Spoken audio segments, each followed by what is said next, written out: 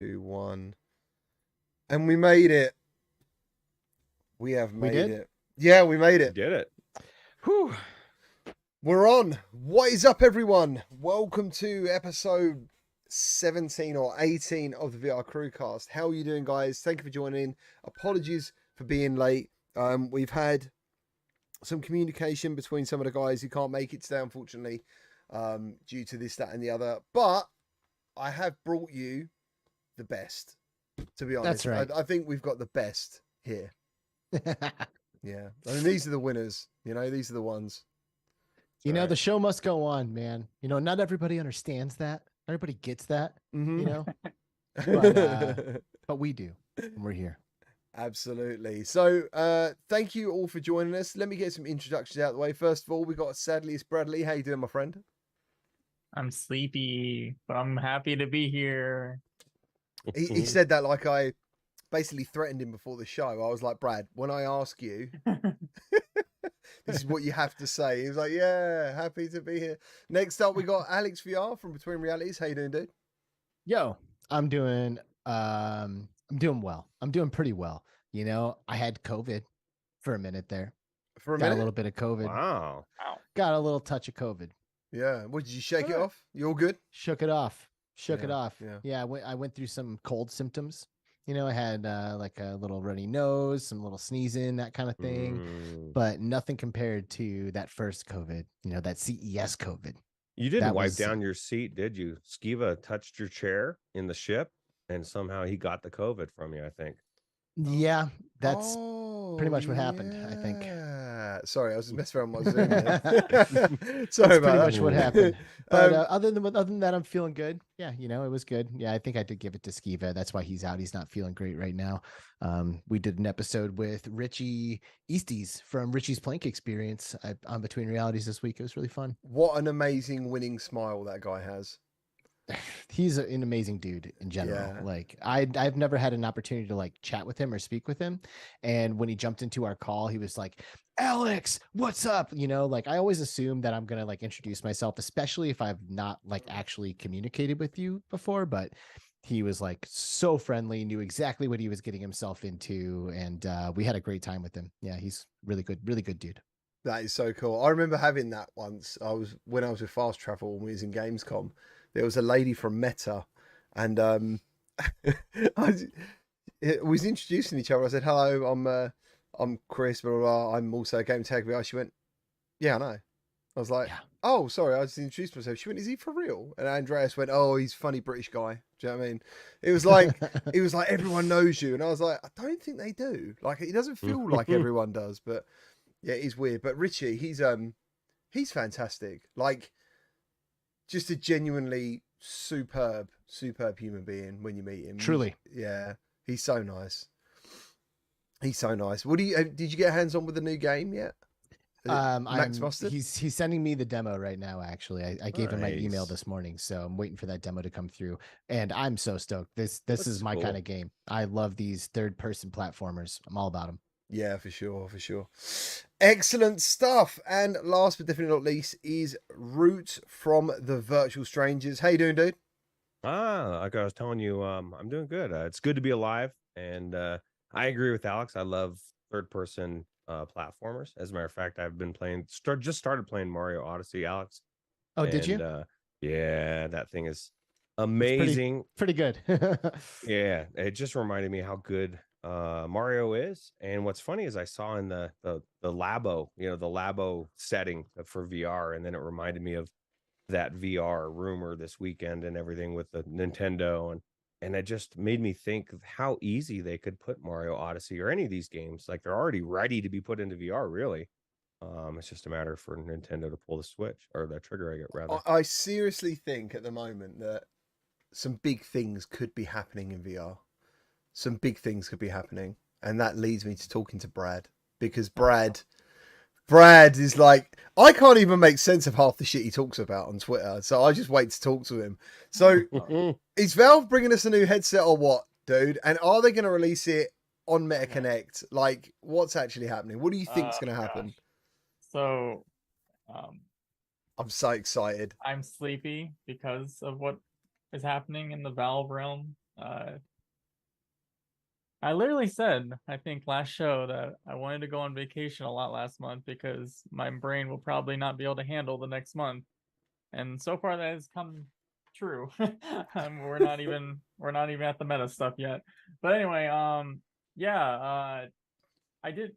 The unfortunate thing is, before I get into all this, because I do want to kind of talk about this real quick, I did a stream like a few days ago, and that stream is already irrelevant, basically. That's how fast these things have been moving this week. We basically, right after I did that stream, which I did because we had a bunch of new information about a new product of some sort.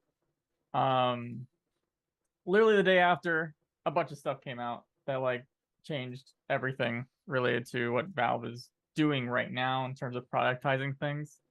And it's gonna be really strange because it's very likely that Valve is looking at releasing a console type device that will be able to run PCVR wirelessly, to probably focus on the Deckard HMD.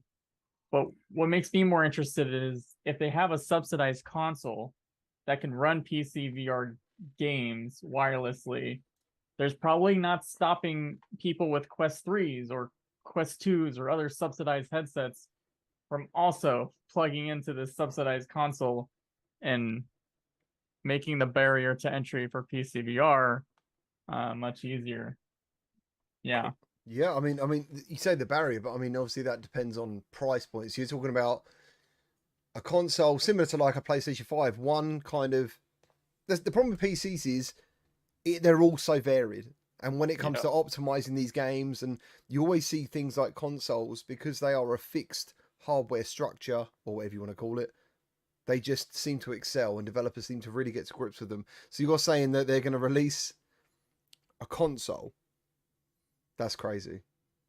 Yeah, and it's kind of confusing because let me grab the picture, because you actually found a picture of it, I believe, as well. So yeah, the picture I uploaded is actually a prototype from 2019. We knew that Valve was looking into the ideas of doing a Steam machines again. I mean, they've had a lot of success with their partnership with AMD and doing the Steam Deck. Now the curious thing is, them doing this strategy likely means that the HMD they're working on, it actually explains everything. It's unbelievable that it took this long to find out about this console device. The HMD they would have is purely, it does have a chip inside like an XR2 or something, but it's purely focused on the split task of like connecting to this console, or I guess a PC already have if you don't need this console, and just streaming wireless PCVR. Nice. So it makes me think, like, there's all the news about a $200 Quest headset coming next year, like a Quest 3 Lite. Like, would this be, like you said, depending on pricing, which I'm pretty sure they subsidize the Steam Deck already. They could probably subsidize a home console to get whatever they want done here. You don't have the screen or anything involved. Would that be like disruptive enough to lowering the barrier to entry for like Meta to not want to do stuff like AirLink or let virtual desktop on the store? Because like it's already kind of a niche thing to do PCVR on like a Quest, like obviously because of the cost of entry, but like it's like literally if the PSVR, or it's literally if the PS5 just announced one day that you can do AirLink with your Quest 3 to that, right? It's like the same concept. So it's just been wild, and there's a lot of stuff going on with there's this random, I don't want to say random, Valve created this sub, which a sub is like a group of apps and things that they can attach to it. Usually they do these subs, like they can give it to developers to have a variety of things to test out internally or externally, whatever they're working on. And they've been adding a bunch of VR games, such as Half-Life Alyx is the first game they added to the sub, and a bunch of the main ones that you would expect. They recently added No Man's Sky to it, for example. They added Microsoft Flight Simulator, and probably testing all those VR games all on this console with brand new, custom silicon going on here. That's crazy. I mean, what would be for you then, describing this, the price point that you would expect And I do want to dig Yeah. into why I mean, obviously you also focused on the VR side of things because that's what you're into. Do you think Yeah. that's a major point for them is VR? Do you think this system is this thing? Because obviously they're going to potentially release a headset, which is, as we talked about, potentially standalone and PC. And then, for example, I mean, this is like a bit of a takeover scenario you're looking at now, because this is like fucking, this is They're doing handheld, everything this right is now. headset. Yeah.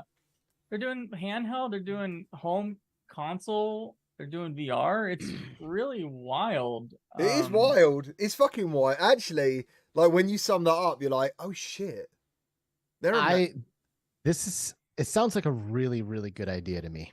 Oh, Because yeah. PCs, like people talk about PC gaming and like you talk about a PC, like a PC does more than games. It does all kinds of stuff. It's built and has parts and components for tons of different tasks, and that makes these things more expensive, you know, or I don't know, maybe like less attractive to somebody who is like only wanting to buy a gaming device. But if you could buy a console that is a PC, like it's a PC console and now runs everything that PCs run, but is sleek and is has a standard hardware across the board, so developers can make experiences that give players the same fucking thing as they all expect. And I don't know, like it sounds like a really good idea. I think if they come out with this, that a lot of people who are gamers who have been writing off the PC world, not just VR, but like PC gaming in general, will be eyeballing this and being like, oh, damn, like now I might actually be able to get into some of this high end stuff. But that's the other thing too, is like the PC crowd is oftentimes they're like enamored by having the highest caliber of quality, regardless of the cost. You know, like these are people who want to run the newest game on ultra, period, and they don't care what it's going to cost them to get that done. It'd be interesting because if they come out with a console, I assume that it's not going to be something that's upgradable like a PC. So it might be, I don't know, they might like give people some weird vibes for that. But other than that, I'm really, really excited about the prospect of something like this. Going back to the VR side of things, it's I remember there was this one report back in like 2019 that like Valve and Apple were like seriously talking to each other about like kind of sharing their ideas for future VR and stuff. Some sort of collaboration. I don't know how far it went, but speaking of this, like I'm gonna call the console like a base station for now, because it's basically, if you're only using it with a VR headset, that's kind of what it is. Apple, before they switched to the everything on the headset design that they went with, that's the product now, they were actually going headfirst into that same idea where they would have lighter processing on the headset and then wirelessly stream to a powerful base station wirelessly. So it's interesting that Apple did not go with it, and Valve is seemingly heading toward what Apple didn't deem was good enough for consumers. Another thing is Valve doesn't make Lighthouse base stations anymore. They pretty much stopped that earlier this year. We're talking about like buying a console and then buying the headset, but there literally could be a scenario where, because they got rid of those Lighthouse space stations, they can include this console in the box with every headset if it's really that dedicated to VR, right? Like all in one system, even though it's split. I mean, I would say we've seen this before, didn't we? Like Xbox kind of was the idea of a PC and a console. That was where that kind of come from. But I don't know, like I've seen people write some stuff in the chat. Obviously, Steam itself as a software is incredible. Like all the biggest games are there and stuff. It's not even the same scenario, but I'm thinking around $1,000 for something like this. I've seen some people say they need to undercut Xbox and they need to undercut PlayStation. I actually see them doing kind of not that. I kind of see them doing this and saying, look, we're Valve, like we do good shit like this, you know, and if you want to be part of this new good shit thing, like this is where you need to be. But yeah, dude, like it's kind of crazy to think they're kind of doing a technology takeover and I didn't think of that until now. I feel like a bit of an idiot because obviously, yeah, I've known about all the things, and then suddenly I've added them all up, and I'm like, oh, that's crazy. Well, and think about it, dude. Like the Quest comes to the scene, and like, what's a huge problem, or like, or VR in general, really. But like, content is king, right? This is something that we've known for a long time. Like something can come out, and if it doesn't have like content to support it, then it's kind of dead in the water. Now this is kind of a bad example after immediately making that point, but then when the Nintendo Switch launched, there was Breath of the Wild. Like that's it. That's like all you could get on this thing. And unless you were playing Zelda, you really had zero reason to own a Switch, which is a great reason to own a Switch. But still, like if you didn't want to play Zelda, you could have not looked at the Switch for 6 months to a year. And that is not the case here with Valve, with the Steam library. Like that is infinite content, infinite games. Like the second that console comes out, you can play the newest, craziest, or the oldest and most classic. Like everything would be at your fingertips, everything. And I think that's really, really enticing. The Triangulator just dropped like, we're Valve, and if you want Half-Life 3, this is our new headset and console. Like, he's absolutely right, dude. I mean, people bought an Index literally just to play one game, which is disappointing, obviously, for anyone who loves VR. But for them, they were like, yeah, we'll play Half-Life, and then we'll maybe look around a bit. They'll probably see the same 9 games that are the top 10 on Steam, and then the rest of them are just porn at the moment, which is crazy. And then just go, yeah, there's nothing here for me now. And it's insane. Like, it's kind of insane, this conversation, actually. Yeah. Yeah, it's cool, man. It's really cool. It's really cool. It's really cool. What about the Nintendo thing? Does anyone think that's got any truth to it? I'm very skeptical of that. At least the part about the micro LED stuff, because that technology is still so super expensive to make. I don't see how Nintendo, who is like historically don't go for the next generation type technologies, could even get it to the level of cheapness for their next product. Yeah. And what year's Switch 2? Is it 25? Is it 2025? No, this upcoming year. It's going to become 2024. Man, I think you know what? Like, I would definitely get a Switch 2 when it happens, for sure. Fuck yeah! Especially because I'm pretty sure that everything will be like a backwards compatible kind of situation, right? Like I really don't. I feel like they've been supporting the Switch so hard that like all of my games and all of my hardware, like all my extra controllers and stuff, should work. I'm hoping and praying. I have no reason to know this. I just feel like I feel it in my bones. You never know though, dude, because they could just like flip the script and just do something that only uses your feet as controllers. That would suck so hard. I have everything, dude. I have the NES controllers. I have the Super NES controllers. I have the Sega Genesis controller. I have the N64 controller. I have like everything that they've made for that console I bought. So I really hope I can still use all that stuff.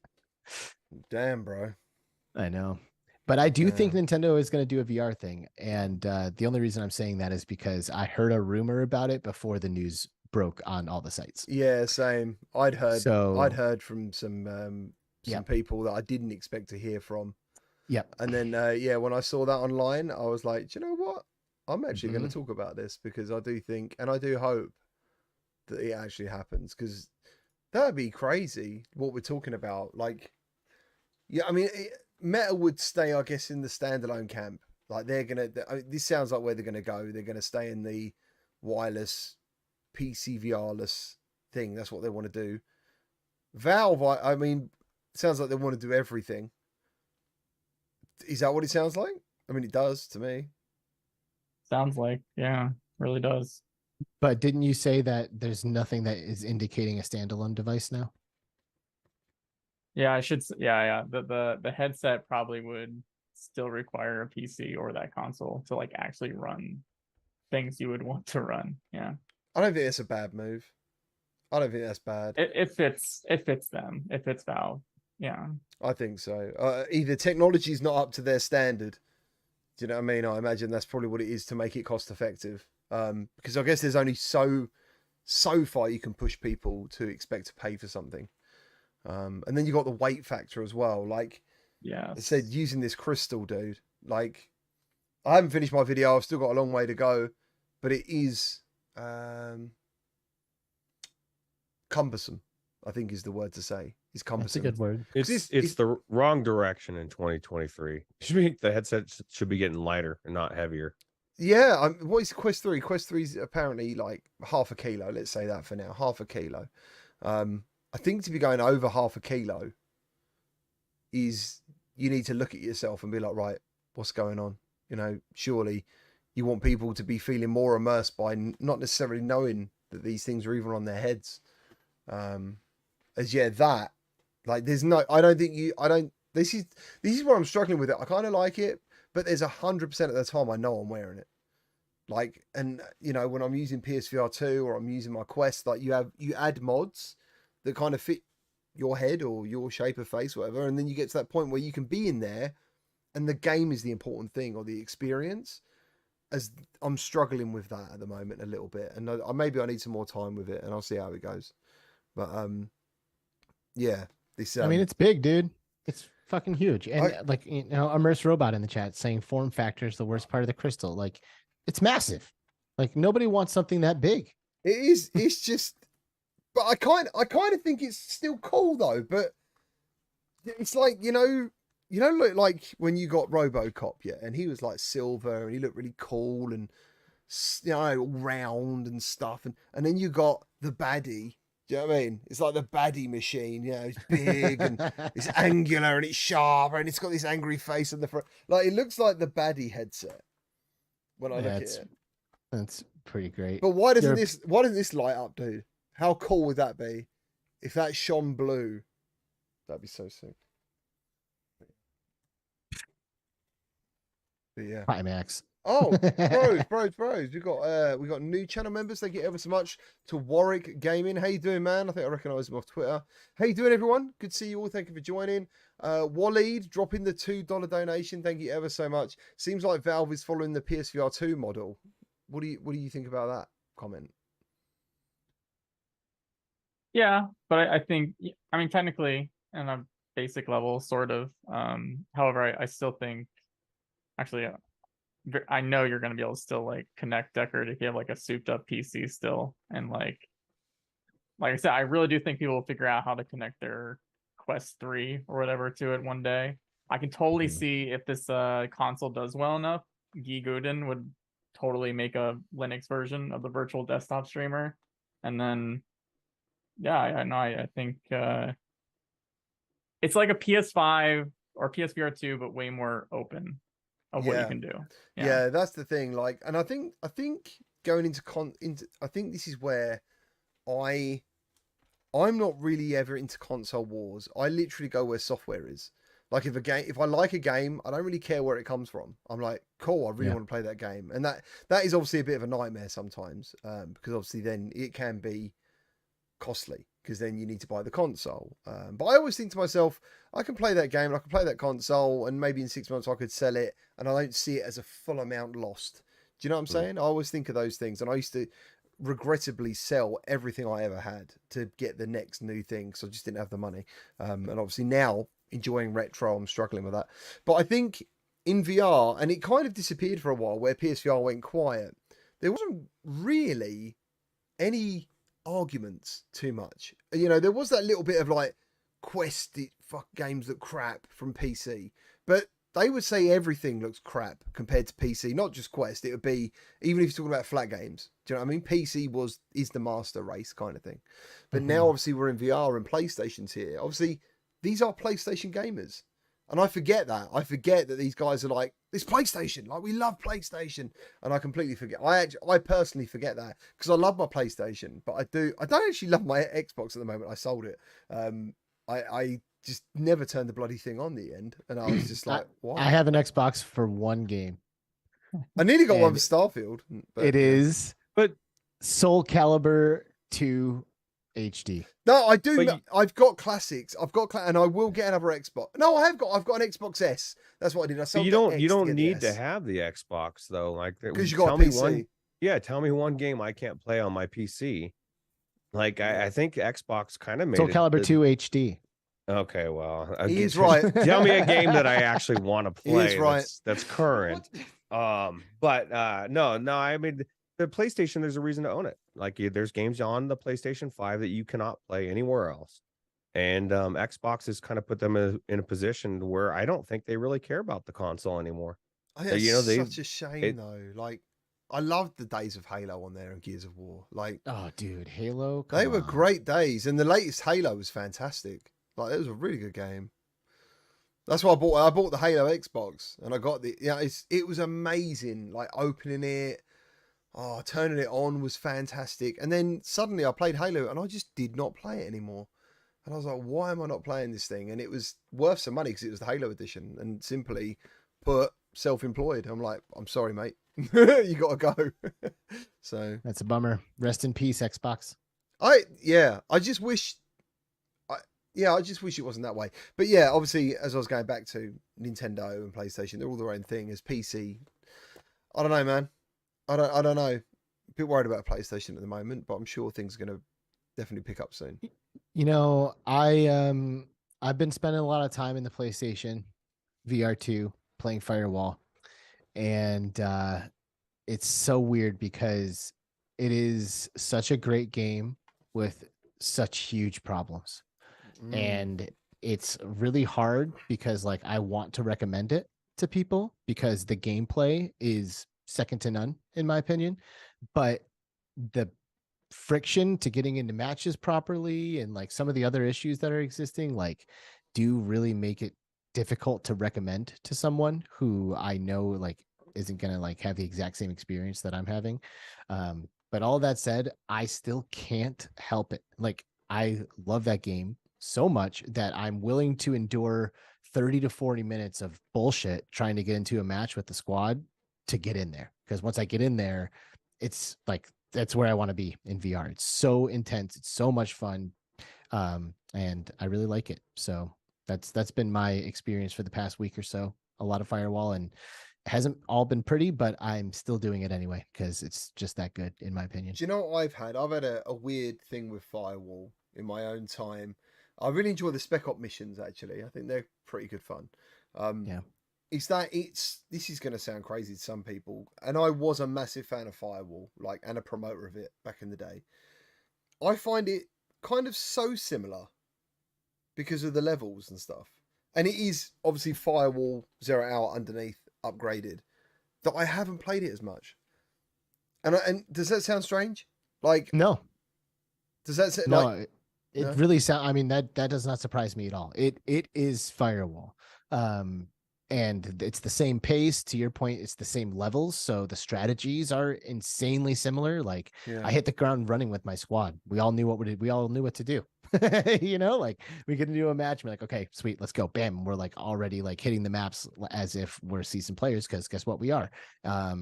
There are a couple of things that I really, really like that are different from Ultra, or from 0 Hour in Ultra, and obviously some things that I'm not a huge fan of. But the main thing I want to mention is that I really, really love pistols, and they were not fun to use in Firewall 0 Hour because you were using the aim controller, so both of your hands were stuck to the peripheral the entire time. Yeah. And if you switch to a pistol, it's like you have a pistol in front of you, but both of your hands are still up here and gripping. And it's just kind of weird. But in Ultra, because you have both hands now, like a pistol, you can just like flail it around however you want. And those things are super powerful, man. And if you get in close range with somebody with a pistol, you're going to kill them so fast. Interesting. It's really, really badass. If I'm like in breaching a room and I know somebody's in there, I'll switch to a pistol and be like, pop, pop, pop, pop, pop them as I'm going in. I literally check that Discord. I was checking it every day. I'm now checking it every other day. My interest is slowly. I'm just waiting because I'm sure the community is going to shout and holler when things are great, and when they are great, I'll be jumping back in. That's what I'm waiting for. I've got faith. I just kind It'll of get better. Yeah, I just kind of wish they'd. I don't know about the pressures from releasing a game, but Yeah, I mean, the big issue, which I haven't addressed yet, is the matchmaking stuff. If you go in there by yourself, you shouldn't have any issues. You should be able to get into matches, no problem, and have a good old time. But if you're trying to play with friends, which in my opinion is the only way to play this game, then there's a lot of headaches. So often we'll queue up with 4 of us and 3 of us make it into a lobby and 4th doesn't. And we're like, all right, we have to leave the lobby, reform our group, re-queue, try to get back in. It's a nightmare. This Actually, actually really a big part of a multiplayer game, though. No, just kidding. Yeah. It's like the biggest fucking thing, right? Like Wes says, that's like a huge deal, and I'm surprised it still isn't fixed. Crazy. It's gotten better. It leads us into a good conversation we was having before the show went live about these games releasing, and they seem to live off patches. Like they need patches. They rely on them to be working. But first of all, before we get into that, I want to say thank you to Waleed. He's now a game cat. He says Resident Evil 4 remake is coming. Yes, absolutely. And Tokyo Game Show is on now, and it's playable there apparently. And I'm still waiting for someone to talk about it. And I've not seen anything about it. I haven't checked. I will check in a minute, see if anyone's talking about it yet, because that's the first thing. I'd run on all 4s. As soon as I got to that show, I'd be like a madman trying to get there. But thank you for the donation, dude. I hope you're well. Shaw, I can't even read. Oh, there we go. Shaw Shake Redemption. Shaw Shake Redemption's first super chat of $5. Thank you ever so much, dude. Sorry, obviously I wanted to say what the film was. But yeah, obviously, but thank you, man. Thank you for the super chat. Snow Toad says he's done £5. Thank you ever so much. He says I can't think of anything funny to say. Well, that's fine, dude. You know, we can't all be funny all the time. You know, and I wish I could. I can't. I don't expect anyone else to be. So thank you ever so much. And Waleed has donated again with $2, and he says the AI in Firewall Exfil is what brings me back. I was going to say that. So PlayStation Access today were streaming against the AI, and dude, they struggled. I mean, it is hard. It's really hard. It is not easy. No. Yeah, it's not easy. And here's another thing too. If you're out there playing Firewall and you're like, man, this is taking a long time to get crypto and level up. A few of us think it's broken right now, but you get way more crypto and way more XP by completing the exfil missions than you do PvP matches. Oh, so yeah, lot. So private matches don't give you any XP, but exfil do. Exfil a lot, like 4 times what you get from winning matches in PvP. Like, what are you doing PvP if you want to level, right? Do the exfil. Yeah, that's why I'm thinking it's broken, because there's no universe in that you should be getting more from a PvE game than a PvP game, in my opinion. Why have you told everyone, dude? Why have you told everyone? Unless because this is the CruCast. This is the CruCast exclusive. Yeah, only so CruCast. Don't tell anyone else. That's right. Keep it to yourself. After the show, go play some PvE. Go and level up. Get the Signal Jammer online. Let's get it. Yeah, you need the Signal Jammer. Mr. Tasselhoff, thank you ever so much for donating CruCast memberships, 10 of them. Thank you ever so much. Thank you, everyone, for all your support. I really appreciate it. And just to think, there was a moment in my mind where I thought, oh no, I've got to cancel the show because the guys can't make it. Skeever's ill, mashes PCs in beards. But no, the guys have come through, and thank you. And so have you. That's what I'm saying. Thank you. CruCast strong. Yeah, I mean, you should get it as a tattoo, Alyx, you know? CruCast strength. You know what I'm saying? Scion says I should play Ghost of Tabor with him, which I've actually thought about that, but I was just about to ask, am I crazy, or am I the only one that just feels like, we go through genres. Like, I'm just so burnt out with shooters. Like, I'm just so burnt out with shooters in VR. And don't get me wrong, a really good one comes along, that's fine. But do we have to have 3-4 a month? Like, I'm just fucking over it. It's just too much, man. Like, it just, to me, is getting like, horror games had their time, and every genre has their moment. And I think shooters are just oversaturated right now. There's a lot of them. There is a lot of them. I still think they've all got something a little bit to offer. There's a game coming out this week for PSVR 2 that I was really surprised how much I enjoyed it. And I know what you're saying, like, why haven't I experienced fatigue? Why have I not fatigued at the idea? Do you know what I have fatigued in? Wave shooters. Even the word wave shooters makes me think, oh God, not another wave. Like, if you pin me to an area and have things run at me, I literally think I just don't want to touch this game. And it's really bad. I mean, in VR especially, I think VR leaned so heavily on wave shooters back in the day. That first of all, it's Right. like, oh, that's really cool. And then, I mean, Brad's nodding his head. He's been in VR longer than I have, so he's probably played some older games than me that were just wave shooters back in the day. This is a PTSD moment for sure. It is, isn't it? Like, I literally Yeah. get like a shudder. I'm like, oh no, not like if anyone ever said to me, listen, man, we're gonna make this brand new game, right? It's gonna have fantastic graphics. It's gonna have haptics. It's gonna blow your mind. It's got eye tracking. I'm like, what is it? It's a wave shooter. I'm like, I don't care. I don't care. I don't want to play it. I just want to give a quick shout out to Parasite Green. He did a super chat earlier. Parasite 82 Green, sorry. And why can't I see it? Why can't I scroll up this bloody chat? No. Have I lost it? There it is. Where is it? It's something about there it is. I think Destiny VR would be a system seller, he says. And I absolutely agree. I love Destiny back in the day. I would buy that so fast, dude. Yes. Yeah, of course. Like, that's kind of the game we all want anyway. But well, apart from Roots, he doesn't want any more shooters. No, that but one Roots, I you would love Destiny. I would take that one. Yeah, I love Yeah. Destiny too. But this is the thing, I guess maybe, and I know a lot of these shooters, it's like Firewall Breachers. I don't like those modes of shooters anyway, flat or VR. And so I'm looking for like a legit Call of Duty style, and that's why I kind of lean more towards Alvo or games like that, because it's a little bit faster paced. I want, domination. I want capture the flag. I want all those traditional, really cool modes that they don't seem to do in VR. It's team deathmatch. I mean, a few of them do, but it's just not. It's not the same. And maybe that's what I'm just wanting. I'm wanting a little bit more depth, or my type of shooter, which I just don't see mostly. Do you know who else wants domination? That's right. Yeah, she She does. does. Yeah. So there's one thing I want to say here, and it's that I can relate to the sentiment that you're sharing here, Roots. Like I get burned out on stuff too, and sometimes it can be easy to identify like a genre or an art style that you think is that. But I have realized, as in my times when I've identified those types of things, that I've almost always been like wrong. Like I remember when After the Fall was being announced, I was like, oh my God, are you serious? Like another like kill waves of zombies game? Like I am not interested in this at all. And then I played After the Fall and I was like, holy shit, this is the best zombie shooting game I've ever played.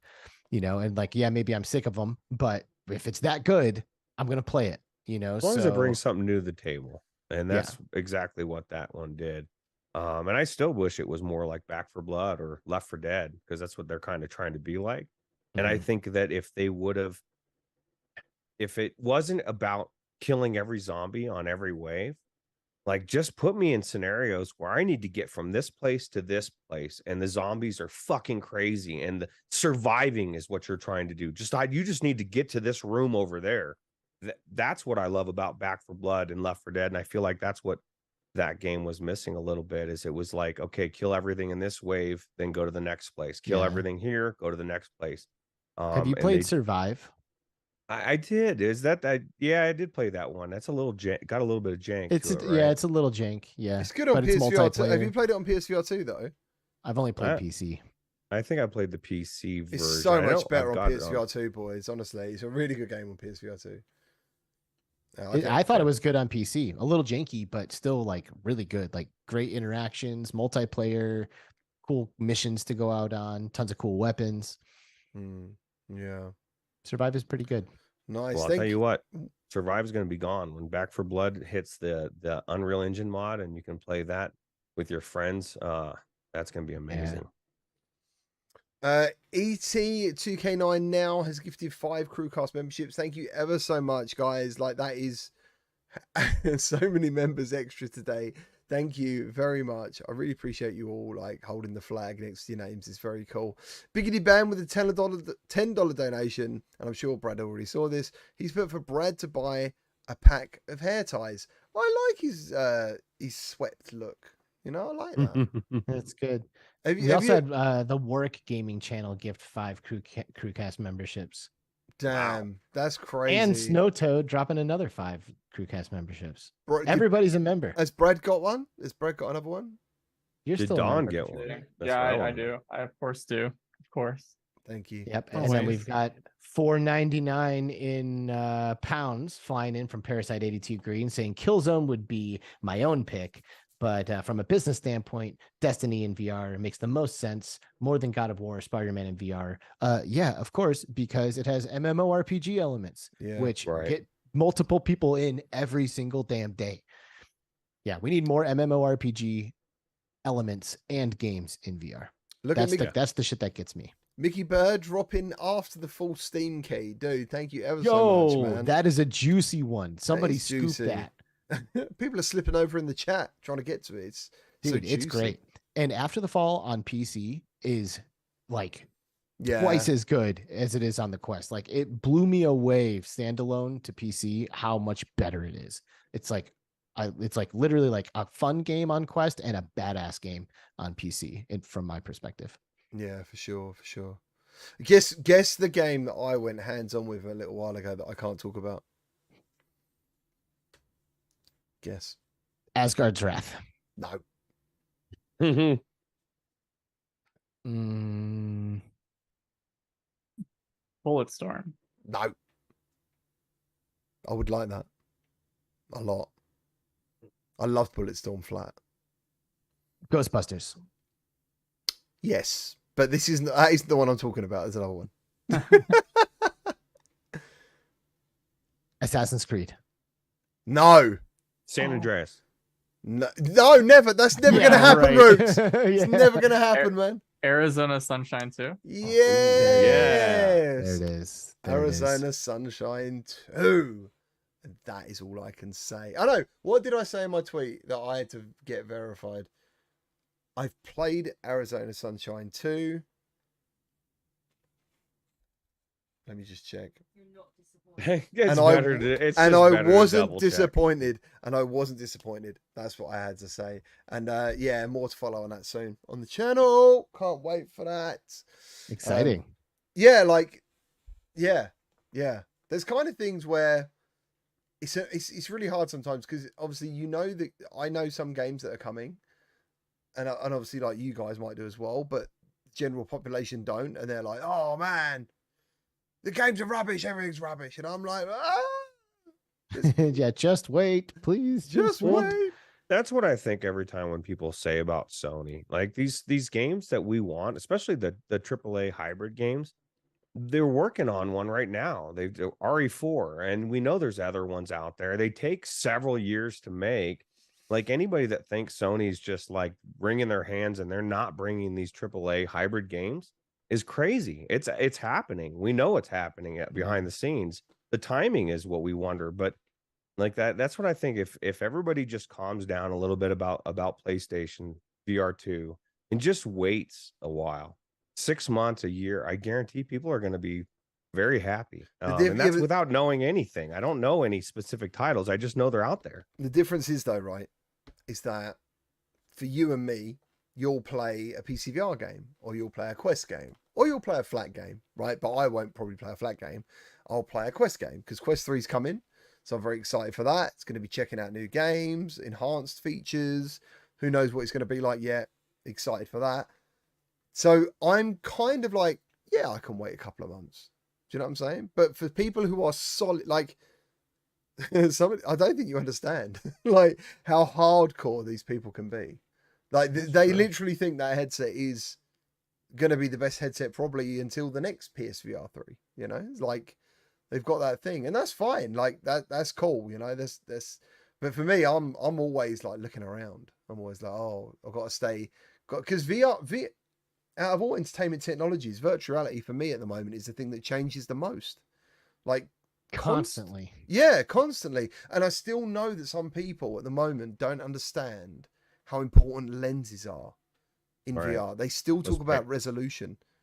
Pancake lenses are game changer. And I don't think people realize that's the best thing I've ever looked through is my Quest Pro. It looks really good. That's what I'm saying, dude. And I still think, I mean, we spoke about it briefly, and the best person to talk about it, I guess, is Brad. But I try and explain to people. They go, yeah, but PSVR 2 is 4K. And I'm like, well, it's not. It's 2K per eye. But they don't want to they don't want to necessarily hear that. And then I'm like, yeah, and it's, you know, is it free? How do you say it? I say Fresnel, it's Fresnel, isn't it? Fresnel lenses. Now, How do you say it? for now. Fresnel. I do apologize. I'm bloody dyslexic and I just literally say things as they look. So Fresnel lenses. But yes, when you go to Pancake, it's suddenly just like, oh, that's really different. So yeah, Brad, how important are lenses to VR? No, I think you guys covered it very well. They're like literally, I always say like optics and display are like the cornerstone of a headset. You can have all that processing and stuff, but if you don't have good lenses and a good display to go with those lenses, you're doomed. So how do you like why have, I mean, there must be a cost factor in between going Pancake and Fresnel lenses. There's got to be, I'm assuming. Like A what? Sorry. there must be a cost barrier because like, Yeah. why did PlayStation VR 2 go with Fresnel lenses, knowing that pretty much every other HMD go forward will probably be Pancake? Yeah. I mean, cost is one thing. But especially when you go Pancake, you lose a lot of light. Right. And since Sony wanted to go with OLED, those displays, you'd get like no light actually to your eyeballs if you use a Pancake setup. So that's Yeah. the main reason that they went with Fresnel. There's like, okay, well, we got these somewhat special OLED displays. We're gonna do HDR in them. We're gonna keep them as bright as we can get them to do HDR. We can only use Fresnel to keep that marketing angle there. So Yeah. So you think purely that was a marketing thing? Like, I because I think I you've always- mentioned this before. yeah, I really do think like the HDR and like the super high brightness thing, that really was sort of a marketing thing. It sounds great, because- doesn't it? OLED, HDR, 4K. Like I mean, it sounds, yeah, like yeah. they could have said like 10-bit color, and that's like already good enough, but like they really made a point to make those displays run much brighter than they probably needed to, just so they can like get a little bit more wow factor in those daylight scenes, which again would be impossible if you use that same panel, at least with Pancake lenses. You would have to switch to LCD at that point, because you can make LCDs way brighter very easily without killing the display basically. Yeah.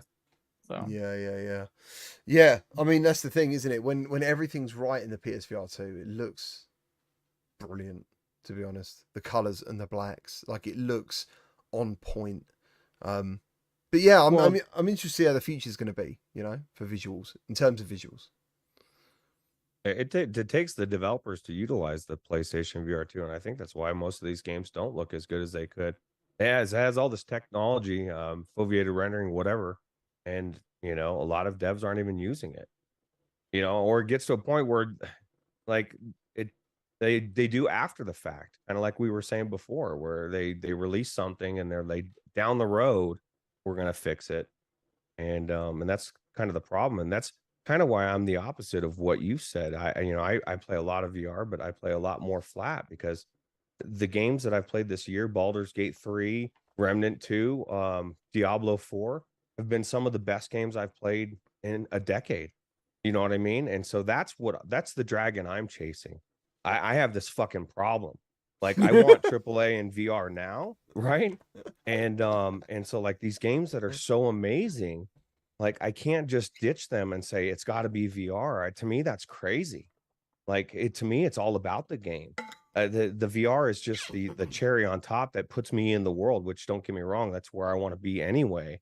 But if I have to slum it and play through 200 hours of Remnant 2 with Chinatown D and Jim Hall and have some of the best times I've had in a year, I'm going to do it, you know, like, because there just doesn't exist in VR. There's just not many games that have that depth to it. And that's why I look forward to these hybrid games so much, because I don't care if I've got to use the controller I've used my whole life. I just want to be in that AAA game like I have with Uncharted 4. So yeah, which is why you love the modding scene so much, like, you, because yeah. those games are, well, full games. They're going to be there for hours and hours and hours of content, and you get to experience them in virtual reality. Yeah, and it's some of the best storytelling I've played in decades. Like that, just that one game.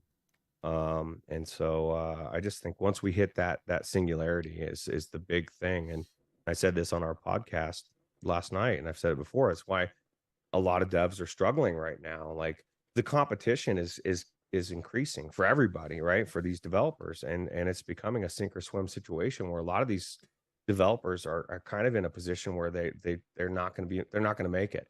They haven't realized it yet. You know what I mean? And it's tough, and it's tough for me because I want to say this game sucks or it's not, whatever, but somebody's life work, right? So at the same time, it's just a weird place to be in right now. So yes, it is. Absolutely, mate. It really is. And I completely understand, like, people I speak to in the space are like, gaming is having one of the best times ever at the moment. You know, like in the last 6 months, there has been some absolutely incredible flat games that have released, you know? So, yeah, great for game. I mean, at the end of the day, I still think, even if they are having a great time, I still think VR is still an eyeball for a lot of these companies. So, I still think it's going to be happening. But thank you ever so much to Warrior. He gifted 5 VR CruCast memberships. Thank you ever so much, dude. And thank you to all of you being here, as I said earlier. I really appreciate it. And D! We could have invited D on, couldn't we? God damn, I'm supposed to have for ages. She's dropped $2. Thank you ever so much, D. Will you be the only CruCast to not see D at CES? I kind of hope we don't talk about CES. I don't know.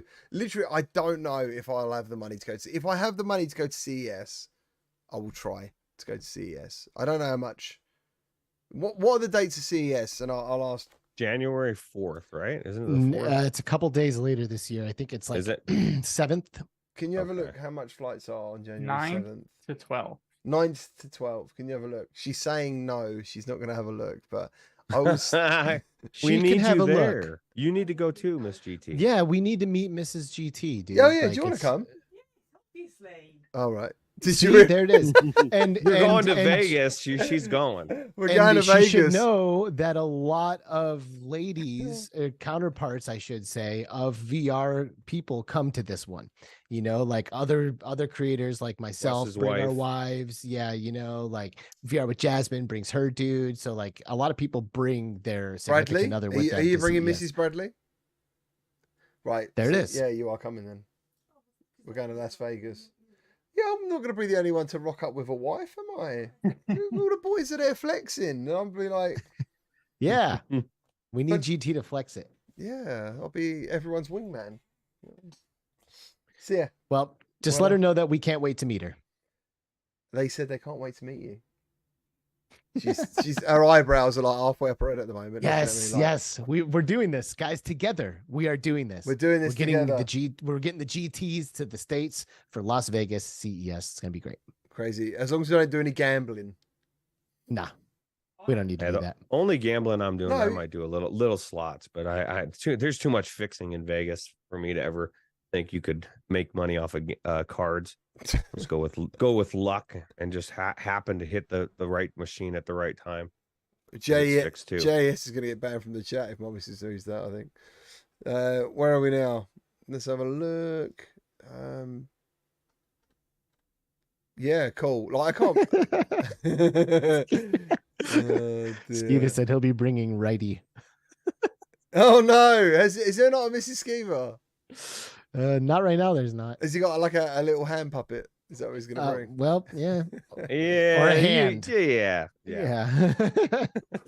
Oh, God. Yeah, nice. So what's everyone been up into in the chat? What you been doing? What you been playing? Have you been doing much? I need to know. I need to what people are doing. I've been quite out of the scene. Do you know something at the top of my list at the moment I want to check out tomorrow is Citadel, I think it's called, in Horizon Worlds. It's a roguelite, and I heard it's actually really good. And I don't know if anyone's Really? played it. Mm. Getting things done is in the chat. I'm sure he can give us a little bit of info on the Citadel thing that just got announced. Oh, is he in Because the chat? Have I missed him? yeah, Oh. getting things done. That's Jay Dunn from the Get Him to the Metaverse podcast, and Yeah. he and his wife Joy Rain spend a lot of time in Horizon Worlds. They're world Hmm. builders. They go into all the stuff, and they've got their finger on the pulse when it comes to the hotness in Meta Horizon Worlds. Hold on, but Mm. that's not it's J done, isn't it? Yeah. But that says getting things done. Yeah, so Getting Things Done is the name of the channel. J Done is the name of the man. Right. Mm. Got it. Okay. And he says Citadel is incredible. I'm sure. Right. We must be on about two different people. Excellent. Good stuff. We must be about different people. Is it? I've still haven't been in Neos. Is that any good, Alex? Or is that still a Neos? thing? Or yeah, is it still a thing? Or Well, technically yes, but no. It's on its way out. I missed it. Well, you didn't. Well, you did, but you didn't. I didn't. There will be new things for us to do in the future. Oh, in the damn. near future. So DIY VR channel says, I'm using the good old Quest 1 with virtual desktop from time to time, waiting for a new one. Yeah, dude, I wonder how front heavy that thing is now. Because I know the Quest 2 was an improvement, and that's now getting like front heavy, isn't it? The Quest 1, I gotta say, man, is pretty awesome. Like, I haven't really used it in a long time because I don't have to, right? Quest 2 came out, multiple headsets came out, like all that. But when we did Game on Expo, we were like grabbing every headset that we could. Like, I think we had like 15 headsets going simultaneously, and we needed to break out the Quest 1 to run Job Simulator. So we were running the Quest 1 with Job Simulator, and it was the first time I had like put a Quest 1 on my head in like 2 years or so. And that head strap is really good. Yeah, well, the one out of the box. Yeah. Yeah. Really how did they get it so wrong with Quest 2? I don't know. It must have been a fraction of the cost. It feels to like to the new one. The one on the OG Quest for me felt very similar to the Rift, the original Rift, and that was right. That was the right thing to do. So Yeah, it felt good, and I mean, I put the headset on just to set it up a few times, and I was like, man, you know what? Like, good old Quest 1. You know, it's got the right back strap, like an old shoe. Yeah, good old Quest 1. You know. Excellent. Do you know? Is anybody thinking about not? Because everybody's got a Quest Pro here, right? Like, if Valve Decker drops or some kind of a Valve headset drops, would you maybe forgo the Quest 3 to get the Valve? I will, because I would still get to use the Quest 3 because D's going to get one. But I gotta have a Quest 3. Yeah, you gotta have a Quest. Just gotta have one. Yeah. Why? Well, it's like Pokemon. Yeah, gotta catch them. Yeah, but I don't want to. I don't want to play almost any standalone game. You don't even know what the games are yet. Unless they're. This is the thing. Unless it's specific on Quest only. Those are the only games that I would consider playing on a Quest. Everything I'm going to play on PC. I'm going to lean towards PC or PlayStation VR 2. Yeah, but listen. Why do you go for PSVR 2? Is it because you find it graphically better? No, because I find that the controllers, the haptics, the head controllers, the adaptive triggers, especially like in a game like Crossfire, I played that almost the full campaign on PlayStation VR 2. I went into PC yesterday before the show and played like an hour and a half. I felt like it felt somewhat hollow without the haptics. It just really did. Some games, I don't know why there's like this. I get it. I guess some games aren't meant to kick your ass, but some games like Operation Wolf, whatever it was, that did the same thing. Where when you pull a trigger on an assault rifle, it's hitting so hard you can hear it.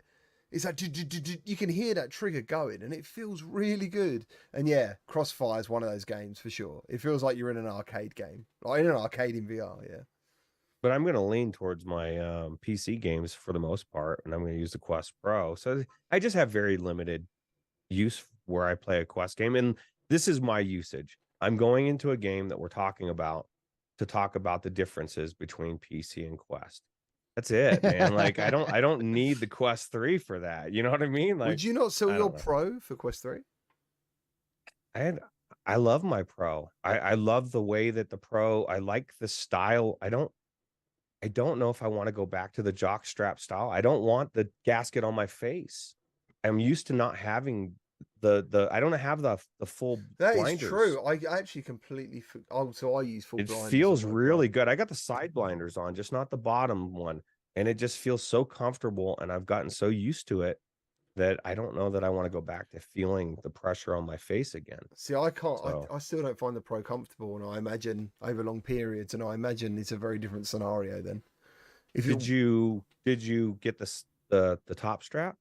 No, I didn't get a top strap. No. This thing right here makes all the difference. Okay. Having this on here, it I don't have to tighten it really tight, and it keeps it solid, and it just feels like it fits on my head. It just is really comfortable now. You should have worked at Metadata and helped them design that, because For real. that would have been They handy. released it, advertised it. Yeah. Would have been handy. Brad, are you still in the big screen beyond more than anything else right now? Yeah, I actually just got my final production unit last week, and I still do use it every day. Nice. Is there any major differences between post and? No, it's just final parts. No 3D printed parts in it anymore. So Nice, dude. Word. Nice. That's really How's, cool. You got a bit of how's history there. Your flip up thing coming. You still working on that? I was off and on. It's just been crazy. So it's definitely been more of a backseat thing right now. Yeah. But yeah, no, it's Oh, nice. So people are 100%. Vince Virtua has been playing Zombieland, which, again, I would chase this myself. Zombieland on PSVR 2 is absolutely insane. It's the best version of the game. It's absolutely brilliant. Getting things done to Citadel is brilliant. That's good to see. VRMC says Ultra Wings 2 and Gran Turismo 7, and also played Little Nightmares in Vorpex. That sounds very cool. Quite a nice mix there. Ultra Wings 2, is that just released somewhere else, or is he just playing it? It was out last year, I think. Yeah, I remember before that. the end of the year. I remember that. D says finished the campaign in Crossfire and started playing No Man's Sky on PSVR 2 now. It's been updated, which looks absolutely gorgeous. Seriously. There's a couple of games now that I feel where PSVR 2 seems to be getting more of the love than PC, and they actually do look better than PC. So that's really good. That's really good. Sometimes, when a developer reaches out and they have a game that they want to share, they say, hey, would you be interested in checking out this game? Just let me know what platform you're looking for it on, Quest or PC or PlayStation VR 2. My answer is PlayStation VR 2 every single time. It's the same Hands for down. me as well. Hands down. Yeah, same for me as well. I just know it's going to look better, and it's going to just, I don't know. And have additional features maybe because Yeah. of the haptics, and all that. Yeah. It's Yeah, same for gives me me. a reason to use that headset. Helps me build out my collection on that platform. Yeah, PlayStation VR 2 is definitely going to be my choice. Yeah, I'm still enjoying my PSVR 2 a lot, man. I'm really hoping Quest 3 can challenge that obsession I have, will finally I'll be like, do you know what? Maybe I'll get the Quest 3 version of this game. That's what I need to know. And to Roots' point, what Quest only games are there? That is a big factor. You know what would do it for me? And Meta, I hope you're listening to this because I feel like this gets swept under the rug all the time. They're but, everywhere, man. They're a everywhere. really, really legit and smooth and well functioning, just base software. The Quest has always been such a pain in the ass to use, dude. Menus take so fucking long to load. I go into my social part and I can't get my friends list to come up. I go into my library and the thumbnails aren't loading. And it's just it always has. Quest 1 and Quest 2 have both just felt so clunky and they're chugging along, and I can't multitask anything on those devices. If the Quest 3 could come out and just feel like a next gen, just Snappy. smooth, snappy, clean, operating, functioning properly, that would make a huge fucking difference for me in how often I use the device. Yeah. Yeah, absolutely. It's the first thing you come across and what you use the most. It's the doorway, isn't it? It's the doorway. Do you guys think we'll get somehow they'll give us Twitch chat or YouTube chat in there? You have got it. You've got it. In the Quest? Yeah. In Quest 2 or Quest 3? Quest 2. Oh, really? I've never seen it in there. Yeah, unless I've got early access to it or something. But yeah, I've seen it. I've used it actually. Okay. So yeah, it should be there. Maybe it's in an update. I think it was in update 57. So yeah, you can position your live chat and do streams and read the live chat. Oh wow! Well, that's good. It's only taken them how many years? I think it should be that. I mean, especially if you want like that's the best way to get advertisement, right? Is streamers streaming on platforms, and people see the game and they're like, oh my god, I want to try that. So that's Yeah, I good. mean, the other thing is about streaming that I've always enjoyed is there's no bullshit. Like, if being someone who can edit videos, obviously you can make a game look far better than it actually is. So when I do make a video and I do make it good, it also needs to mean that the game is good, because there's that thing where you can make it look far better than it actually is. And that's the thing, like that's why actually when I started my channel, I always live streamed, because there's nothing to hide, you know. If there's a long load time, if there's glitches, it's really all there all the time. But live streams don't do that well. Oh, they didn't for me, at least. Virtual Waypoint says he's playing Car X Rally VR on Quest 2. Have you guys played this game? It's on What is App it? Lab. It's called, I don't know if you like racing games, Roots, but it's called Car X Rally VR. I have never heard of it. It Such sounds a cool. generic ass title. Oh, it for is. a game. It Jeez. is. I got an email from them basically saying if I made a video for it, they'd share it on their Facebook page, which has thousands of followers. And I was a bit like, that's a bit weird. Never really heard of you. But they do actually have like legit flat games in VR. Flat games on other systems. And it's actually a really good rally game. I was really surprised. It's got multiple camera angles. It's almost like, because they don't know enough about VR, they've done the things that I would add. Like, you can see your car from afar, you go straight into the car, you got your steering wheel and stuff, and it feels really good to play. The cars look pretty good. Everything's named incorrectly because of branding and stuff, but they all look right, and there's a lot of content. So I'm considering making a video on it at some point. I don't know. I need to wait and see, but it's actually really good. So Car Rally X on App Lab is pretty cool if you're thinking about picking that up. Nice. Yeah, it's really good. Did you guys play the Light Brigade, the latest update? Have any of you guys kept up with that at all? I just got access to it on PlayStation. So I'm getting Ooh. ready to try it for the first time, actually. I've never played the game before. You really Oh, that's good. I've watched D play the update, but I have not played it. What gun did she myself. use? I don't know what gun. I can't pay attention to that kind. I'm not paying that watching that close. But no, it was definitely. I think she uses like a long rifle or something. Oh, okay. But it would definitely look different. It looked like almost a completely different type of game as far as like a lot of the different things she was doing. They've added a lot and they've Oh. done a lot, and they've added some new classes. One where you can actually you still got a gun, but you can use a drone instead to attack people. And another one is a shotgun class, which is really fucking cool.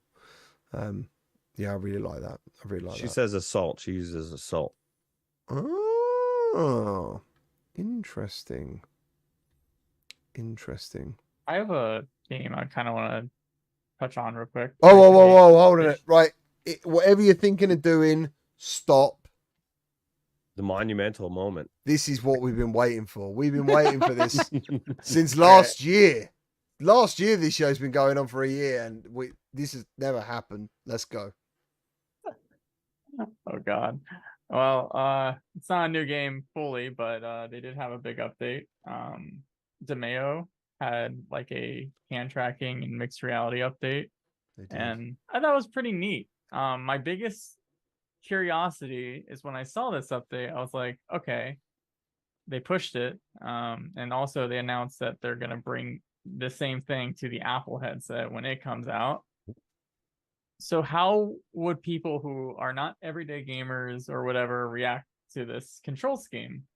So I had my wife try out DeMeo for the first time with the mixed reality and hand tracking mode.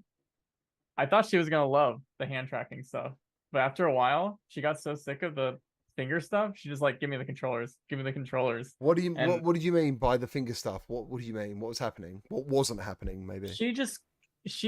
So you know, like, I don't know if you all try it yet. No, it's on my list for tomorrow. Actually, I was busy Okay, for so that. like when you put your palm like this, your cards like pop up on where your hand is tracked, right?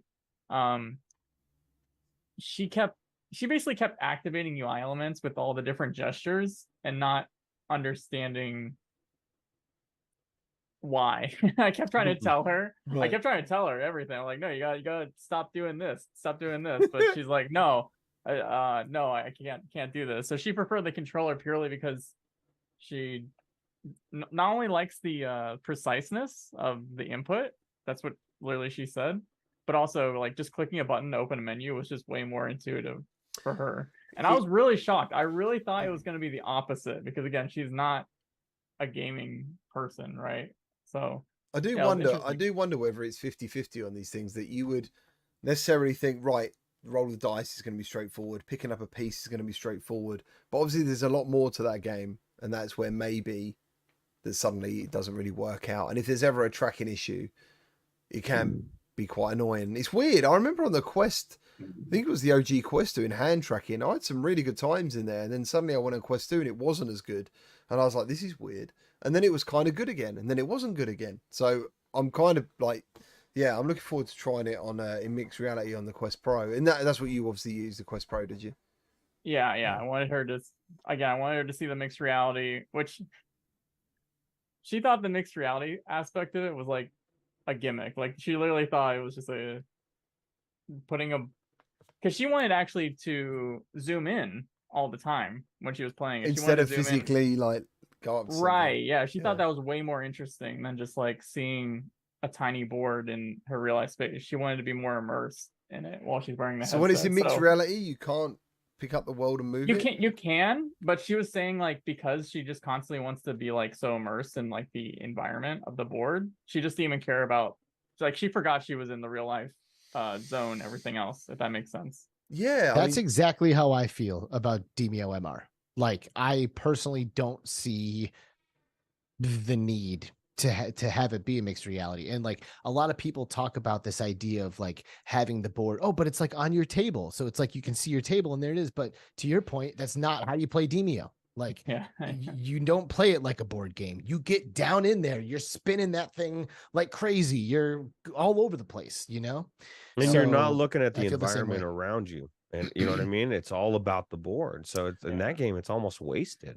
Yeah, The the only reason why I would say would be good is like literally for the kind of demos that we did at Game On Expo, because you're like in a room with a bunch of people walking all over Yes, the place. that's what I was like, going to say. Yeah. It'll make you aware of your surroundings in a place where that would be conducive to you. Yeah. Having it as an option, awesome, like cool. But like, to me, there's no real reason other than that to be doing an MR experience with Demio. Just go in VR and full dive that thing. you know? I've had some really cool experiences though in MR. Really cool. Like, Sure. I had like this artwork thing, and you can mess around with like, but nothing has ever been something permanently amazing. It's always 10 minutes of this is brilliant. That's so yeah, the idea of Demio originally caught me because I was like, oh wow, that's actually like a fully fledged game. You know, you could play the game. But you're absolutely right. As much as I think it is going to be like really cool for me to see, unless there's 3 other people wearing Quest Pros in the same room, playing the same game, Yeah. with no lag, maybe that's the missing point, you know? Yeah. Yeah. And, you know, in terms of like hand tracking and even eye tracking technologies right now, I feel like we're in this like weird like middle space where it seems like it should be insanely intuitive, and then we put them into stuff, and then in practice we see in what ways it's not. And I think that that's kind of like there's a learning curve to that, and a little bit of growing pains in terms of figuring out what those kinds of things are, you know, because like eye tracking as a menu navigation tool seems insanely intuitive. I just look at the thing I want and I go. But then you don't realize, well, what if I want to relax my eyes for 2 seconds and use the D-pad to like select what I want in my menu, or I don't want to look specifically directly at it. I just want to like know where it is and activate. You can't. You have to like literally look directly at the thing. So I've found that kind of thing has been less than intuitive for me in times when I thought that maybe it should be. Or to Brad's point, hand tracking makes a lot of sense, but if you want to fully use the game, you need to find ways to utilize hand tracking to execute a bunch of different stuff, and most of the time that is locked behind some type of gesture, and gestures happen naturally and intuitively. Like when you don't expect to do things, you'll just be like, oh man, I don't know what to do, and you put both of your hands up and now you have 2 menus popping up over both of your hands, you know. So we're growing pains and learning kind of in what ways we can leverage these technologies without, I don't know, making it more of a pain in the ass to use. I just think it's really interesting that Bradley's wife would have been more interested in a game that she was fully immersed in rather than still being in the real world. I mean, that literally goes against like Meta's whole plan. I'm so glad you brought that up. I was literally about to start my rant about that actually. Like, yeah, like there's this belief that MR is the thing that's gonna bring VR to the mass market more than VR already. Like, I tried to so far, but like, there's still a lot. There's still so much that needs to be learned for like the average everyday person to just be like, this is useful for useful for me to do everything, right? Like it's yeah, it's a lot of steps, I think, still. Well, and I personally have still to this day, even with high end stuff like the X-Tall, which is closer than the Pro, been that convinced of my MR environments. Like I go in there and it's all grainy and like the sizing is a little weird and I feel like I'm looking at a fucking video. You know, it doesn't feel like I'm in my room still. Like I'm immersed in a video of my room that's showing me everything in real time. And it's not me being in my room. So until there's that like looking glass vibe where like it just feels like I'm looking through nothing, which some people say the Vision Pro is doing, I don't know. It's going to be difficult to convince me that like MR is the real deal. I think it's going to be hard to convince me that we should ever use hand tracking when we talked about the PlayStation VR 2 Crossfire and how shallow the PCVR haptics felt, and that was still had haptics. Imagine taking all of your haptics where you have nothing. That's weird. That doesn't feel right. And like so I don't think hand tracking is going to be a thing unless they have something you can put on your hand, a glove or something, man. Because and that's what will happen. Yeah, that is companies happening. like Contact CI, the company that I work for, that makes haptic gloves for hand tracking applications. So those are going to get smaller and more affordable and more consumer friendly and focused as these devices integrate into society. And I do think that it'll probably get nice and small and really easy to use. And I do see hand tracking becoming a big part of this. I just want to add to that, right? That there's been moments. Chaos asks, what is MR? Oh. Okay. Brad, I'll tell you what MR is. Yeah, MR is just, it's the term for augmented reality using cameras, basically. Like when you ever hear video pass through AR, they're usually will exchange that term and say mixed reality. That's pretty much it. Yeah, and it's a very cool effect actually. Sometimes, what I was going to say, Alyx, was like, or the roots more precisely. I remember doing some hand tracking games, and it was from Microsoft Surface, I think it was called, or Microsoft HoloLens, and they had some demos that were put over to the Quest, and there was one where like you was grabbing liquid and bursting bubbles. And there was also things with electrics. And I honestly, dude, I'm not joking. I felt like in my mind, in a way, this was happening. And I don't know why. I guess for a moment I was expecting something to happen. And that was enough to make me feel like that I felt that. Does that make sense? Like I'm about to touch this glob of goo and it would stick to my fingers and I'd pull away. And I'm thinking, oh God, that is disgusting. There's nothing there. There's nothing happening. It's, but in my mind, for some reason, I expected it. You know, there was another one where you had little bombs on your fingers, and you were blowing up parts of this planet, and there was little people running around trying to get away from you, blowing it up. And I was like, yeah, look at me being out of order. You know, I'm being a horrible person. I don't know. I don't know what to say. I know what you're saying, and I know Alyx is right that we're going to get gloves, but there's still, I think some people have a moment where they give themselves, or they can give themselves so much to something that you can almost imagine it in a way. Totally. Does that make sense? sense? 100%. Yeah. And I mean, you know, at the end of the day, like you can still have a hand tracked experience that's immersive without a haptic vibration. You know, like you can still do it and it can still be compelling and it can still be interesting and valuable. But if we can add haptics to our experiences, then we make them more compelling. We make them closer to what it would experience or what that experience would be like in reality, which is obviously what we want. That's why improved visuals are important. That's why, you know, good audio is important. It's like trying to get it as close to actually experiencing it as possible. And the sense of touch is arguably the most important one. So there will be solutions for all of this stuff as the future of VR continues. Yeah, mate. Absolutely. Absolutely. I mean, what sort of tech are you guys doing though?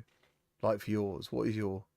So at Contact CI, our glove, we call it a multi-force ergonomic haptic glove. So it's multi-force because there's more than one haptic sensation that happens in the glove. Yeah. And it's ergonomic because the glove is built by design to not impede like the natural range of motion of your hand.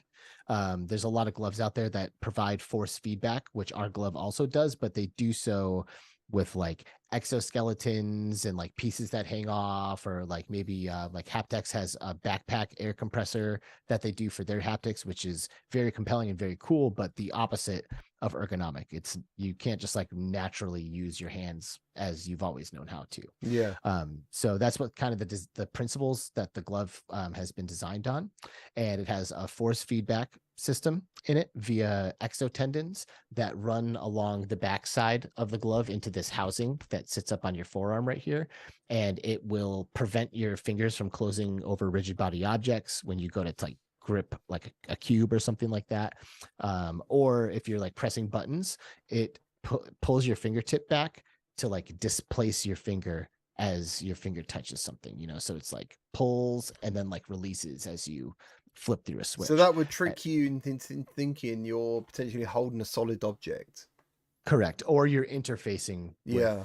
with a solid object, because if you're like running your fingers down a canvas, for example, in one of our demos, we have like a finger paint station. You dip your fingers into some paints and then you rub your finger down the canvas and it like draws on the canvas. And when it's doing that, it pulls back on all of your fingertips to where as you're dragging your hand down it, it feels as if it's like sliding over the surface of something. Wow. And that then sounds you combine crazy. that with vibrations in the fingertips. So we have vibration actuators in the fingertips and force feedback tendons pulling. And when you combine the vibration, like impact, with the displacement of the pull of the exotendon, then you get this like really high fidelity and like pretty compelling haptic interaction. And then doing so like with the low form factor, right? Like these gloves they don't have exoskeletons on them. So you can like rub your hands like this, you know, or like interlace your fingers like that while you're wearing them. Yeah. And they use all optical hand tracking solutions. So like the Magic Leap, you know, works great with, or like the Quest onboard hand tracking works with that. Anything that people are using optically, they should work because it just recognizes the glove as a hand. Oh, it's dead. Can't hear you. Hello? Uh-oh. There we He's go. back. You're good. Oh, wow. I knocked my mic. I was going to say, I wish I would have done the demo with you at Salt Lake. I didn't do it. Oh, that's okay. I have a newer glove that's even better. And B, the next time I see you, we'll do one. CES. Vegas. Yeah, we're going to Vegas, baby. Woo! Right. Mickey Burr, thank you ever so much for your constant support throughout today's video. Like, you've been dropping games left, right, and center, man. Thank you. Mickey Bear. That's right. Spell And his just for the name wrong. record, everybody, Maestro EP Sorry is for the shouting. name of the haptic gloves. Maestro EP is the name of the gloves, and Contact CI is the company that I work for. There you go. Pick them up. Sounds amazing. Yeah, go How buy much? them. How much are they? $3,750. Oh, geez, that's cheap. You just put that with your for a your force Apple- feedback with glove. your- It with actually your- is. Put it together with your Apple Vision Pro, you're set.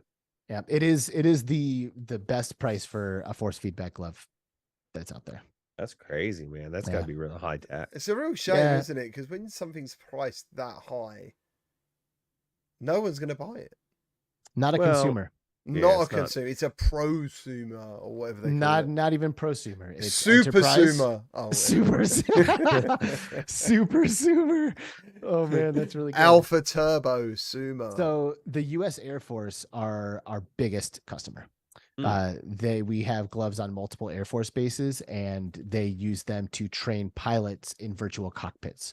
So you can learn like hands-on, tangible skills without having to like build out like a physical trainer, like a fake airplane that like only one person can sit in, and then you also need an instructor.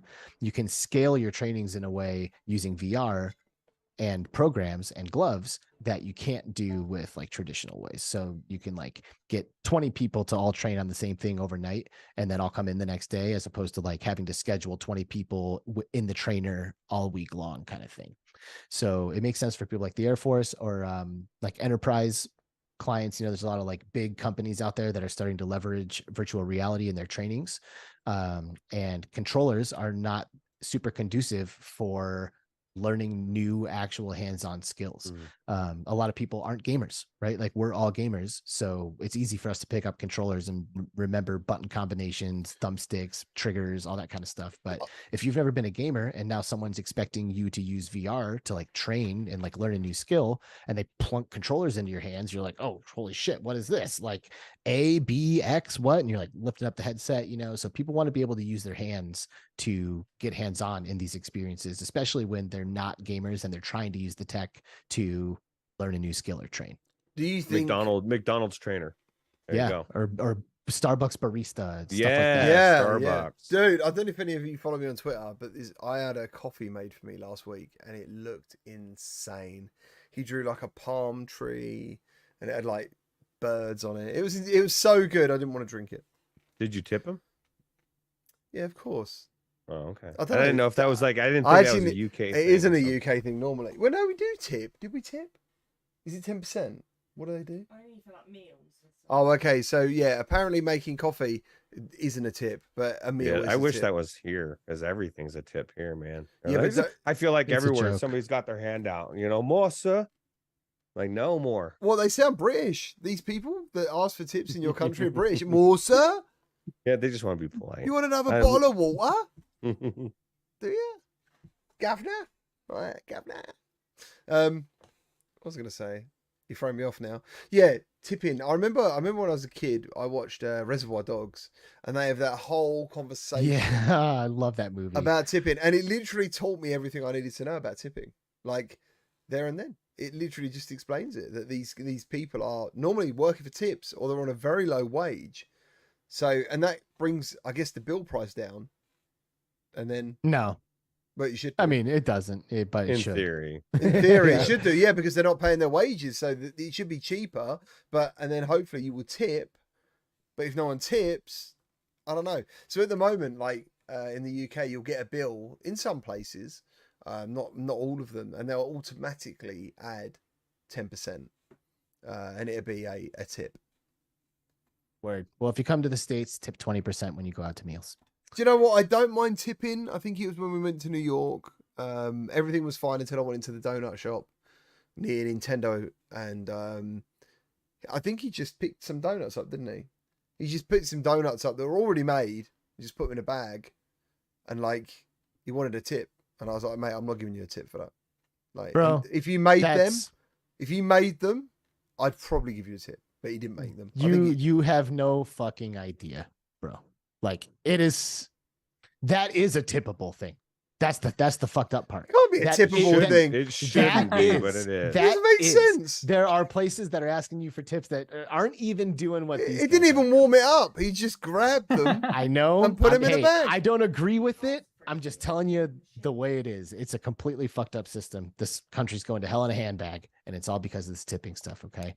Yeah. Well, I was But- tipping all the time, and you also got that weird thing where I say weird because obviously it's weird for me. You order what you want, you give your card, and they write something, and then you get what happened? How So did they it? take your card. Oh, they take your card. That was it. Yeah, they took my card. Yeah. And then what the happened? payment through, then you That's send it. Give me the payment, and then they sign after everything. Like it's almost like they could put two things on the same. It's like doing a little check every time. As at the moment, like I just go around going bing on my watch. Like I don't ever have to sign anything. And I think it was everywhere, wasn't it? It was all the time. Is that Yeah, it's normal typical. everywhere? Mhm. Is that for tipping purposes that they? No, it's just a part of the service. Like, like if you're at a table and you're dining and you go to pay, like you just hand the card off. It's like, here, go run this. And they go and run it and like bring it back to you. Like now you just sign. What about the Yeah. waste of paper though, and pens that you have to go through for no reason? Well, that's no Yeah, reason. don't You need a worry about signature to wasting authorize the that. purchase. Well, it just and then seems you need weird to when I can choose just the amount of tip. I could You just just gotta worry bing. about selective waste. Hold on. GT. We Okay. used to sign when? Yeah, exactly. Like a decade ago. The last time I signed anything to do with money was years ago. It was really weird. I was like looking at these people. I'm like, you want me to sign? Like, why? But Yeah, we need to verify this purchase. yeah. No but one cares here. Yeah. We can't tell you why it is the way it is, man. It just is, and it sucks, But here we are. Dude, you got a lot of fantastic things going though. There's a lot of great things happening. So that's fine. It's true. I want to share. I want to share something with you guys before we wrap up the show. Is it something that everyone else can listen to? Everyone, listen up. Everyone, listen. Okay. I went to a concert a couple nights ago, and it was a band called the Bit Brigade. Okay, Bit Brigade. Yeah. And what they do is they play video game soundtracks of old school games while their band Speedrunner plays and beats the game on stage in real time. And they played DuckTales on NES, and then they played The Legend of Zelda on NES. And this guy beat DuckTales right away, and they played every song from it as like a rock band. And then he went into Zelda, and I watched somebody speedrun Zelda on a stage while a band played a bunch of Zelda music, and it was completely awesome. And that's the end of the story. I just wanted to share that with you. Woo! That was definitely different, right? Unique. Yeah, it was great. It was super badass. Had like a nice big screen up there, and the guy's just ripping through Zelda, and I'm like blown away because it was like perfect. What is your talking about that? What is your favorite video game music? And I'm just going to highlight why I'm saying this is because I feel VR very much lacks good music. There's very rarely can I think of a VR game and go, I love that music soundtrack. As at the moment, I could listen to a lot of video games. I know games from video game soundtracks. So yeah. Yeah.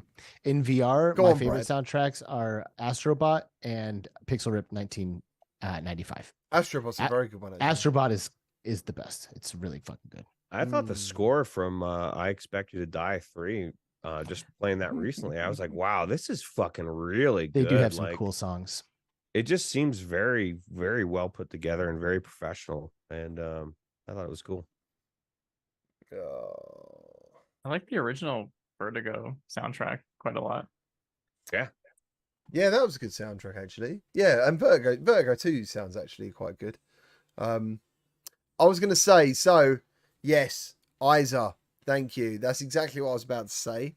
He's put Boneworks and Bone Lab. I think Boneworks for me has still got one of the best soundtracks. Like I can play that on YouTube. There's a couple of songs that I really like. And if you're a content creator, you can use them in videos, which is really nice. Brandon VR says, GT, say, do you tip at the NY pawn shop? There, I said it. Thank you for your donation. Yeah, I feel like people pulling my strings. Put money in him. Dance for me. Dance for him. Puppet. Yeah. I'm that person. But yeah, DuckTales. Woo! Everyone's loving DuckTales. Dude, and shout out, somebody just mentioned in the chat that the music in that game is great and that the moon is magic. And that is literally why I went to that show, was to see that band play the moon. The theme from the moon in DuckTales NES is like the best song I've ever heard in my whole life. Oh, I haven't heard that. It's so good. It's so good. And there are like a bunch of covers of people playing it on YouTube, and they're all great. And it's the moon. The moon. And yeah, find a better song. Do you know what I'm listening to a lot at the moment is Shovel Knight. There's 2 songs. Shovel Knight's so dope. Shovel Knight. Have you ever played Shovel Knight? Yes, and the soundtrack. I know you have. What about you? You have, Brad. Oh, thank God. What about you, Roots? I don't know what it is. So I wish I could press a button and it dropped goo on you now. Like, I'd love to have all of a sudden power. a big cane or whatever, something would just pull me off the stage, and Skiva would slap down in my chair, and he'd be like healthy. That'd be Skiva cool. saying Mega Man in the chat. Also, Yes. some freaking bangers on the Mega Man soundtrack. Yeah. Yeah, there's some great stuff. Yeah. Streets of Rage 4 is a very good soundtrack. All of these are on Spotify. I really want to play Streets of Rage 4. Oh, you should. Dude, I've completed that game 50 times. Love it. That's 100 good. and I think my highest combo is like 180 something or 200, just juggling people around. I absolutely love played it. the crap out of the older ones, maybe 2 or 3. I can't remember which one. There was one where you could unlock a kangaroo as a playable character on That like the was second number- or third level. That might have been number 3. 3 was I a think bit that was odd. 3. 3 had like the Yeah. odd Chinese guy with the metal arms. Yeah, and skate, the kid with the skateboard. That was number 2. He was in number Was 2 that first. 2? No, I no. I He might have played been those. 2 and 3. He might have been 2 and 3. Yeah, I love those games. They were Listen, fun. if you guys love retro soundtracks, I did a NES video recently about NES games in VR. And honestly, most of it is the games I pick because 1, I love the game, but 2, I love the soundtracks. Like Metroid Start Up is just so sick on the NES. Like, Mhm. you never get bored of them. Never get bored of them. But listen, I think we should call it quits here. Hopefully, I'm going to get everyone back next week. I'll see how they're doing. As I said, I know Mesh couldn't be here because he was moving. Unfortunately, that's a real shame. Thank you to everyone in the chat. I really appreciate all you being here. Thank you. Someone said VRMC to Castlevania. Absolutely. Castlevania is really cool. Castlevania season, what's the new one called? What's the new Castlevania coming on Netflix? Damn. Brad, did you watch Castlevania on Netflix? I think I only watched the first couple seasons. I'm not caught up to it. Okay, well, the new one looks fantastic. Please check out the trailer. And also One Piece, the live action on Netflix. I watched that. I really enjoyed it a lot. It's so lot. good. Oh my God. My daughter's like, I'm not watching that. The acting's bad. I'm like, what? What are you talking about? He said, to be fair, I don't think the acting is kind of amazing on a couple of characters, but it's not about that. It's about the message. It's about the fun. It's just really good. The anime is already very goofy, so like I'm okay if the acting is a little goofy. It kind of fits, you know. That's how I see it. Oh, dude! As soon as I watched, have you guys seen One Piece, Alyx? No, I am like this close to being an anime guy. You know, like I have just been like waiting for like that right show or like the right series to just like pull me in and never give me back. I've watched a few things that I've enjoyed, but I still haven't been like, I haven't gone like full weeb mode yet, but I feel like I'm like this close. Like I'm just waiting for that like one show or that next thing that's going to get me there. My son reads all the comics of One Piece. I think there's over 1,000 or something. There's a ton crazy. of episodes. I know the show's been going on for a long time. Yeah, but definitely check it out on Netflix if you got it. It's very good. I do. Yeah. It's good fun. I hope you're going to watch it, Roots. I haven't watched Netflix for a few years. They started putting out a lot of trash, and I just kind of stopped watching them. So I'm sure there's still some good stuff out there. Stuff you're talking about. Yeah, I've just told you one. It's very good. And Castlevania. Yeah. Castlevania is exceptional. Brilliant soundtrack. Brilliant soundtrack. GT, have you ever seen Primal? The show Primal, Gennady Tarkovsky, something like that. I forget the guy's name, but he's the creator of like Dexter's Lab. Right. He has a hand-drawn animation show called Primal, which follows around a caveman and his T-Rex companion. And it is one of the most badass shows I've seen in years. I fucking loved it. Is that on Netflix? I think it's HBO or Max is what it's called now. I haven't got either of them, but I will look around for it. I'm sure some things are on YouTube. Primal's so sick. And that's just a shout out to anybody else out there who likes this kind of stuff. Yeah, watch that. Sounds great. Thank you. Thank you to Alyx from Between Realities. Thank you for being here. Who's your next guest on your show, Alyx? Dude, Yeah. You guys aren't even gonna fucking believe this. Thank you for asking, by the way. Brett Leonard, the writer and director of the fucking Lawnmower Man, is the next guest on Between Realities. That's crazy. Can you believe that? The writer and director of The Lawnmower Man, starring Pierce Brosnan, is going to be on Between Realities this upcoming Friday. And as you can imagine, we're pretty stoked. That game that film was like a fantasy when we were kids. Like, I played a game too. I had a Super Nintendo. Yeah, I played the copy game of The Lawnmower Man that I played so much as a kid. And yeah, if you haven't seen The Lawnmower Man, watch it because it's like one of the most quintessential VR films ever. And then watch Between Realities on Friday because we're gonna be picking the brain of the guy who wrote that thing. Madness. Awesome. Roots, was you going to say anything else? Sorry, I feel like. I was just going to say that's crazy. I'm almost as excited just to hear the questions you guys have for him. as much as hearing what he has to say, because I know Skiva, well, both of you guys are just going to go like next level with all the like, you think the same way I do. Like you just think about a lot of things that people don't think about. I think they're important things. And you So, know, to be transparent, I never prepare questions for Between Realities. Like it's usually like we just know what we're going to talk about, so let's get in there and like let's talk. But I have a feeling I'm going to be preparing questions for this one because this is an opportunity that we don't want to waste. So we want to make sure that we're getting quality stuff out of this conversation. That's cool, man. I just want to know why Lawnmower. Why Lawnmower? Have you watched the movie? Yeah, I watched it, but why did he mow lawns? I mean, it's not even like a typical thing. Most people do their own lawns, don't they? yeah, he just wasn't very bright. It was something That's all he could to do, earn money. Yeah. It's not all he could do. If he could mow a lawn, I hate mowing lawns. You can dodge a dodgeball, right? Yeah. That's good. I don't know. Mm-hmm. But yeah, I didn't know. Shout out to Skiva, by the way. He's in chat here. He's like, I always prepare questions. Like, yeah, Poor he Skiva. does. He does Poor always Skiva. prepare questions. He prepares everything. He really is he is the GOAT. I have to watch it again, DIY. He's on about Lawnmower Man. I need to watch it again. If somehow I can find it on VHS somewhere. Yeah, YouTube. That's only joking. I will look on YouTube. Yeah, it's on YouTube. You can get the director's cut on YouTube, which you know, watch the director's cut because the director is going to be on the fucking show. Exactly that. And thank you to Root from Virtual Strangers. Have you guys got any shows coming up that we should know about? Just our normal Friday night show that's coming up, I guess, would be the next one. And I have no idea what we're going to talk about because we haven't decided. I think probably games.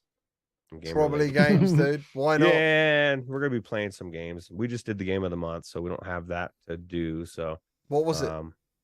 What was the game of the month? For PlayStation VR and PC, it was Crossfire, and for Quest, it was I Expect You to Die 3. Yeah, that's good. Yeah, I'd kind of agree with them actually. That's very Alex. What did you just do to the mic? He's eating it. That was really weird. That was horrible.